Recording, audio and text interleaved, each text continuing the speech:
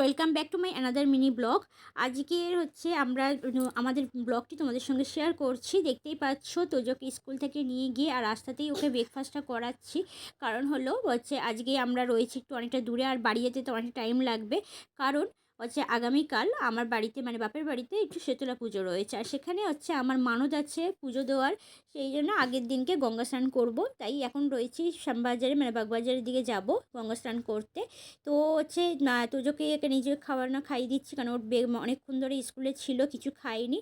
তো হচ্ছে আমার পরের ক্লিপটা নেওয়া হয়নি, কেন গঙ্গা স্নান করার ক্লিপটা একদম নেওয়া হয়নি, ভুলে গেছিলাম আর ব্যস্তই ছিলাম ওই টাইমটাতে। তো গঙ্গা স্নান করে ফেরার পথে এই যে দেখতে পাচ্ছ খুব সুন্দর এই সল্টলেকের মাঝখান দিয়ে যাচ্ছিলাম।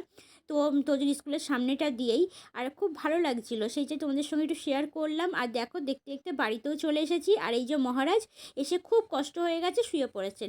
ওদের এত কষ্ট হয় কি করে বুঝতে পারি না, স্কুল ইউনিফর্মটা পর্যন্ত খোলেনি, সেই জন্য শুয়ে পড়েছে। তাই আমি বলছি তুই স্কুলে যাস না করে কোথাও কাজ করতে যাস বলতো।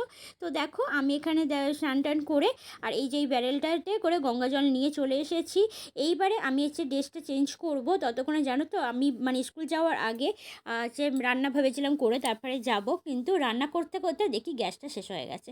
কী করব, দুর্ভাগ্যবশত কিছু করার নেই, সেইটাও সব কিছু সময়ের খেলা। আর এখন নিচে গ্যাস তোলা রয়েছে, সেটাকে তুলে নিয়ে আসবো। এই যে ভাত আর ডালটা করে রেখে গেছিলাম, এই যে ডাল এখানে হচ্ছে লাউ দিয়ে ধনেপাতা দিয়ে হচ্ছে ডাল করেছি, আর এই যে ভাত করা রয়েছে।